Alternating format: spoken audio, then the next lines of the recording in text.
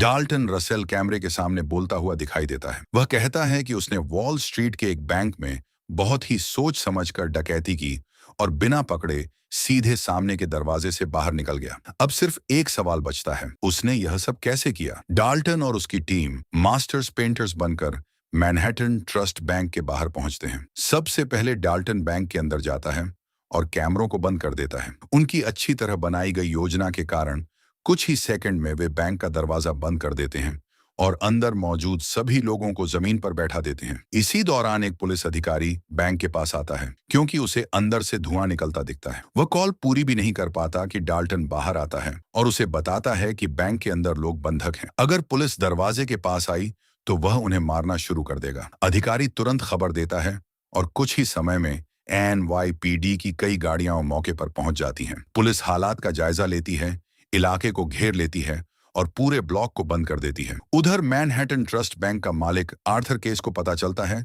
कि उसकी किस शाखा में यह डकैती हो रही है और वहां लोग बंधक हैं। यह खबर सुनकर केस बहुत घबरा जाता है। वह एक ताकतवर ब्रोकर मेडेलिन व्हाइट को फोन करता है। वह चाहता है कि बैंक की उसी शाखा में रखे उसके सेफ्टी डिपॉजिट बॉक्स में जो बहुत महत्वपूर्ण पारिवारिक चीजें हैं वे सुरक्षित रहें। मेडेलिन एक शर्त रखती है, अगर केस उसे बताए कि बॉक्स में क्या है और वह उससे झूठ बोले तो उनकी डील और उसकी गोपनीयता की गारंटी खत्म हो जाएगी। केस न तो झूठ बोलता है और न ही पूरा सच बताता है। वह बस चाहता है कि उस बॉक्स का राज या तो वहीं बंद रहे या फिर पूरी तरह गायब हो जाए। मेडेलिन उसकी मदद करने के लिए तैयार हो जाती है। अब कहानी के दूसरे मुख्य किरदार हैं डिटेक्टिव फ्रेजर और मिचेल, जो होस्टेज नेगोशिएशन टीम से हैं। फ्रेजर एक अनुभवी पुलिस अधिकारी है और बहुत होशियार भी है, लेकिन उस पर इंटरनल अफेयर्स की एक छोटी जांच चल रही है जिसका वह बार बार कहता है कि उससे उसका कोई लेना देना नहीं है। दोनों डिटेक्टिव तेजी से बैंक की ओर जाते हैं और पुलिस वैन में बैठकर कैप्टन डेरियस से बात करते हैं, जो इस ऑपरेशन का नेतृत्व कर रहा है। डेरियस उन्हें बताता है कि अभी तक यह साफ नहीं है कि बैंक के अंदर कितने अपराधी हैं और कितने बंधक। फ्रेजर कहता है कि पहले डेरियस पूरे क्राइम सीन को संभाल लें। जब उसे पूरी जानकारी मिल जाए तब वह उन्हें सही ब्रीफिंग दे। तब तक वह और उसका पार्टनर पास के एक डाइनर में इंतजार करेंगे। इस बीच लुटेरे सभी बंधकों को नीचे सेफ रूम में ले जाते हैं और उन्हें लाइन में खड़ा कर देते हैं। फिर वे उन्हें दो हिस्सों में बांट देते हैं, एक तरफ बैंक के कर्मचारी और दूसरी तरफ बाकी लोग। डाल्टन सभी बंधकों को आदेश देता है कि वे अपनी जेब या बैग से चाबियां और मोबाइल फोन निकालकर हवा में पकड़ें ताकि उसके साथ ही उन्हें इकट्ठा कर सकें। एक बैंक कर्मचारी अपना मोबाइल नहीं देता और कहता है कि वह फोन घर पर छोड़ आया है। डाल्टन को उस पर विश्वास नहीं होता। वह एक फोन उठाता है जिसमें उस कर्मचारी का नंबर स्पीड डायल में होता है और उस पर कॉल करता है। इससे पता चल जाता है कि फोन उसी आदमी के ऑफिस में रखा है। यह जानकर डाल्टन उस आदमी को ऑफिस में ले जाता है और उसे बुरी तरह पीटता है ताकि बाकी लोगों के सामने उदाहरण पेश कर सके। डाल्टन जब वापस आता है तो उसके कपड़ों पर खून लगा होता है। यह देखकर एक आदमी तुरंत अपनी चाबियां उसे दे देता है और एक छोटा लड़का उसे अपना वीडियो गेम दिखाता है। लुटेरा उससे कहता है कि वह उसे अपने पास ही रखे। इसके बाद डाल्टन बंधकों को फिर से लाइन में खड़ा करता है, इस बार पुरुष और महिलाओं को अलग अलग। फिर वह सभी से कहता है कि वे अपने कपड़े उतारकर केवल अंडरवियर में रह जाएं। सभी लोग ऐसा कर लेते हैं, लेकिन एक बुजुर्ग महिला मना कर देती है। तब डाल्टन की महिला साथी उसे दूसरे कमरे में ले जाती है। इसके बाद बाकी सभी बंधकों को सूट और मास्क दिए जाते हैं और उन्हें पहनने के लिए कहा जाता है। कुछ देर बाद बैंक में काम करने वाला एक बुजुर्ग बंधक अचानक बीमार महसूस करने लगता है। वह बताता है कि उसे दिल की बीमारी है। डाल्टन और उसका एक साथी उसे बाहर जाने देते हैं। जैसे ही वह बाहर आता है, पुलिस उसे तुरंत घुटनों के बल बैठा देती है। वह पुलिस को बताता है कि उसे यह संदेश देने के लिए भेजा गया है, अगर पुलिस बैंक के पास आई तो लुटेरे 2 लाशें बाहर फेंक देंगे। इधर लुटेरों की टीम बाकी बंधकों को चेक करती है। फिर वे बैंक के अंदर घूमते हैं, सेफ और डिपॉजिट बॉक्स के पास से गुजरते हुए आखिर में एक पीछे के कमरे में पहुंचते हैं जहां ऑफिस का सामान रखा है। कुछ समय बाद लुटेरे उस कमरे को किसी काम के लिए तैयार करते हुए दिखाई देते हैं और जमीन खोदने लगते हैं। इसी बीच कैप्टन डेरियस फ्रेजर और मिचेल को बुलाता है और बताता है कि लुटेरों ने एक आदमी को बाहर भेजा है। उस छोड़े गए बंधक ने बताया कि बैंक के अंदर शायद 4 अपराधी हैं। डेरियस यह भी बताता है कि उसने पूरे इलाके को घेर रखा है। बैंक में डकैती शुरू होने के समय की वीडियो फुटेज मंगाई जा रही है और बैंक के सभी फोन पुलिस के पास डाइवर्ट कर दिए गए हैं। अब आगे की चाल चलने का फैसला फ्रेजर को करना है। फ्रेजर सोचता है कि अभी लुटेरों को कॉल करने का सही समय नहीं है। वह पहले देखना चाहता है कि वे आगे क्या करते हैं। इंतजार के दौरान मिचेल को लुटेरों की वैन मिल जाती है। पुलिस उस पर फिंगरप्रिंट ढूंढने की कोशिश करती है, हालांकि संभव है कि वह वैन चोरी की हो। जब आखिरकार फ्रेजर बैंक में फोन करता है तो डाल्टन फोन बजने देता है, लेकिन उठाता नहीं। पुलिस को बैंक के सुरक्षा कैमरों की फुटेज मिल जाती है। वे देखते हैं कि लुटेरों ने कैमरों को कैसे बंद किया। पुलिस को शक होता है कि उन्होंने इसके लिए इंफ्रारेड लाइट का इस्तेमाल किया। अचानक पुलिस बैंक के सामने कुछ हलचल देखती है। उसी समय मेडेलिन न्यूयॉर्क के मेयर से मिलने जाती है और उससे एक बड़ा एहसान मांगती है।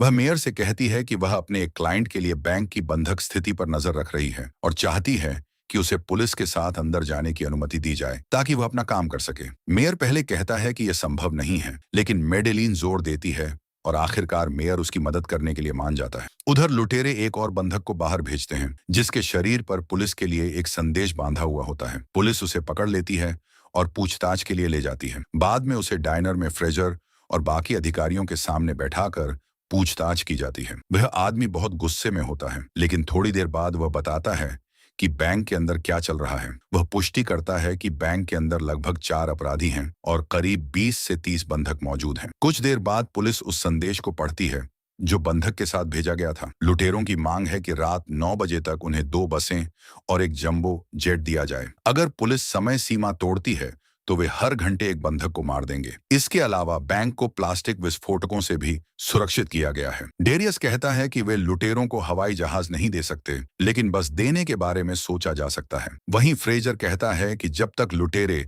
उससे बात नहीं करते तब तक उन्हें कुछ भी नहीं मिलेगा, एक कप कॉफी भी नहीं। उसी समय आर्थर केस को पुलिस वैन में लाया जाता है। वह पूछता है कि क्या वह किसी तरह मदद कर सकता है और लुटेरों की मांग के बारे में जानना चाहता है। पुलिस उसे बताती है कि लुटेरे एक जंबो जेट मांग रहे हैं। यह सुनकर केस पूछता है कि क्या वे चाहते हैं कि वह उनके लिए विमान की व्यवस्था कर दें। पुलिस वाले यह सुनकर हैरान रह जाते हैं। केस वहां रहकर पूरी स्थिति की प्रगति देखना चाहता है, लेकिन पुलिस उसे वैन से बाहर ले जाती है। कुछ देर बाद लुटेरे खाना मंगाने की मांग करते हैं। यह पुलिस के लिए एक मौका बन जाता है कि वे बैंक में सुनने वाले उपकरण बग लगा सकें और अंदर की बातचीत सुन सकें। टैपिंग डिवाइस संभालने वाली अधिकारी सुझाव देती है कि पिज्जा मंगाया जाए ताकि लोग खाने के आसपास इकट्ठा हों और ज्यादा बात करें। जब फ्रेजर उससे एक खास सुनने वाले डिवाइस के बारे में पूछता है तो वह बताती है कि वह डिजिटल रिकॉर्डर है जो 30 सेकंड तक की आवाज रिकॉर्ड कर सकता है। उधर बैंक के अंदर एक बंधक बहादुरी दिखाने की कोशिश करता है। इस पर लुटेरे उसे याद दिलाते हैं कि बैंक में असली नियंत्रण किसके हाथ में है। वे उसे सबके सामने घसीटते हुए कमरों में ले जाते हैं और फिर उसे ऑफिस सप्लाई वाले कमरे में ले जाते हैं। आखिरकार खाना बैंक तक पहुंच जाता है और फ्रेजर खुद इसकी डिलीवरी की निगरानी करता है। वह पहली बार डाल्टन से अपना परिचय देता है और उससे बात करने की कोशिश करता है। फ्रेजर कहता है कि अगर वह फोन उठाए तो वह उससे बात करना चाहेगा, लेकिन डाल्टन कुछ नहीं कहता। बाद में पुलिस बैंक के अंदर से रिकॉर्ड हुई आवाज सुनती है। उन्हें पता चलता है कि लुटेरे किसी दूसरी भाषा में बात कर रहे हैं। पहले उन्हें लगता है कि यह रूसी भाषा हो सकती है, इसलिए फ्रेजर मिचेल को भेजता है कि वह बाहर आए बंधकों से पूछे कि क्या उन्होंने अंदर किसी को रूसी भाषा या रूसी लहजे में बोलते सुना था। इसी दौरान बैंक के अंदर लुटेरे एक अजीब चाल चलते हैं। वे एक बंधक को दूसरे कमरे में भेजते हैं। फिर एक महिला लुटेरी खुद को बंधक बनाकर पहले कमरे में वापस चली जाती है। जब दूसरा लुटेरा उसे दूसरे कमरे में ले जाता है तो वह वहां से एक असली महिला बंधक को तीसरे कमरे में ले जाता है। कुछ समय बाद असली महिला लुटेरी ऑफिस सप्लाई वाले कमरे में गड्ढा खोदती हुई दिखाई देती है। इधर एक पुलिस अधिकारी जिसकी रूसी पृष्ठभूमि है रिकॉर्डिंग सुनता है। वह बताता है कि भाषा पूरी तरह रूसी नहीं है, बल्कि बल्गेरियन के करीब लगती है, यानी कुछ मध्य यूरोपीय भाषा। तब फ्रेजर को एक विचार आता है। वह रिकॉर्डिंग को बाहर लगे स्पीकर पर चलाने का फैसला करता है ताकि भीड़ में कोई व्यक्ति भाषा पहचान सके। भीड़ में मौजूद एक कंस्ट्रक्शन वर्कर भाषा पहचान लेता है। वह बताता है कि यह अल्बानियन भाषा है क्योंकि उसकी पूर्व पत्नी अल्बानिया से थी। पुलिस अल्बानियन कांसुलेट से संपर्क करने की कोशिश करती है, लेकिन वहां से कोई मदद नहीं मिलती। तब फ्रेजर उस कंस्ट्रक्शन वर्कर से कहता है कि वह अपनी पूर्व पत्नी को फोन करे। जब वह महिला वहां आती है तो वह समझ जाती है कि पुलिस को उसकी मदद चाहिए। वह इसे अपने पार्किंग टिकट माफ करवाने का मौका मानती है। फ्रेजर उससे कहता है कि रिकॉर्डिंग सुने और बताए कि उसमें क्या कहा जा रहा है। महिला हंसते हुए कहती है कि उसे सिर्फ यह नहीं पता कि वे क्या कह रहे हैं, बल्कि यह भी पता है कि कौन बोल रहा है। यह सुनकर पुलिस वाला बहुत उत्साहित हो जाता है, लेकिन जवाब देने से पहले महिला फिर से अपने पार्किंग टिकट हटाने की शर्त दोहराती है और जब उसे वही जवाब मिलता है जो वह चाहती थी, तब वह बोलना शुरू करती है। वह महिला पुलिस को बताती है कि रिकॉर्डिंग में जो आवाज है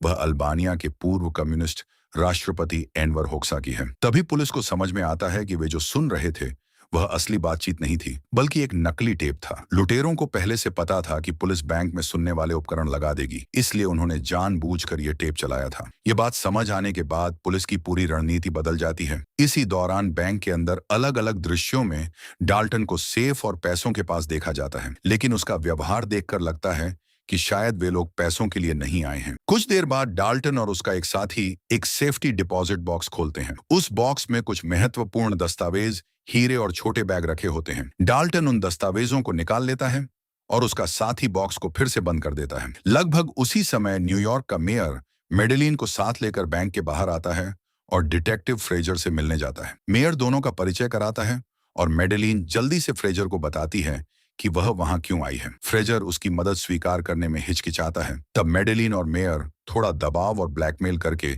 उसे मानने पर मजबूर कर देते हैं। कुछ समय बाद डाल्टन आखिरकार फोन उठाता है और फ्रेजर से बात करता है, लेकिन यह बातचीत किसी नतीजे पर नहीं पहुंचती। डाल्टन बस अपनी मांगें दोहराता रहता है और धमकी देता है कि अगर समय पर उसकी मांगें पूरी नहीं हुई तो वह बंधकों को मार देगा। बाद में भी उनकी बातचीत इसी तरह होती है। फ्रेजर सोचता है कि वह लुटेरे से समय निकाल रहा है, लेकिन असल में डाल्टन ही उसे खेल में उलझाकर समय बर्बाद करवा रहा होता है। फ्रेजर डाल्टन को फिर से खाने का प्रस्ताव देता है और डाल्टन सैंडविच मंगाता है। इसी बीच लुटेरे ऑफिस सप्लाई वाले कमरे में गड्ढा खोदना पूरा कर लेते हैं। यही गड्ढा आगे चलकर डकैती की योजना का महत्वपूर्ण हिस्सा बनने वाला है। डाल्टन से बात करने के बाद फ्रेजर मेडेलिन को भी उससे बात करने देता है। मेडेलिन उसे कुछ ऐसा कहती है जिससे डाल्टन उससे आमने सामने मिलने के लिए तैयार हो जाता है। फ्रेजर उसे बैंक के अंदर ले जाता है, लेकिन उसे डर होता है कि कहीं वह कोई गलती न कर दे। मेडेलिन कहती है कि वह जिंदगी में यहाँ तक दोस्त बनाकर पहुंची है, दुश्मन बनाकर नहीं। बैंक में पहुंचने के बाद उसकी तलाशी ली जाती है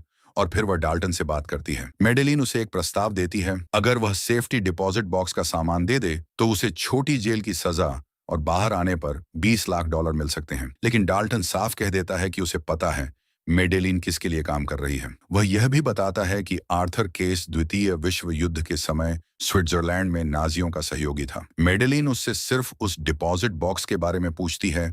इस पर डाल्टन उसे वह चीजें दिखाता है जो उसने वहां से निकाली हैं। वह कहता है कि वह उन दस्तावेजों को अपने पास गारंटी के रूप में रखेगा। अगर वह पकड़ा गया तो मेडेलिन और उसका बॉस उसे बचाने में मदद करेंगे। जब मेडेलिन बैंक से बाहर आती है तो वह फ्रेजर से ऑफ द रिकॉर्ड बात करती है। वह बताती है कि उसने डाल्टन को एक और प्रस्ताव दिया है और वह उस पर सोच रहा है। फ्रेजर उससे पूछता है कि उसे डाल्टन कैसा लगता है। मेडेलिन कहती है कि वह बहुत होशियार है और हत्यारा नहीं है। कुछ देर बाद तीनों पुलिस अधिकारी फिर से बैठकर डाल्टन के बारे में बात करते हैं और उसे समझने की कोशिश करते हैं। तभी फ्रेजर फैसला करता है कि अब वह किताब के नियमों के अनुसार नहीं चलेगा, क्योंकि उसे लगता है कि डाल्टन पुलिस की हर चाल पहले से जानता है।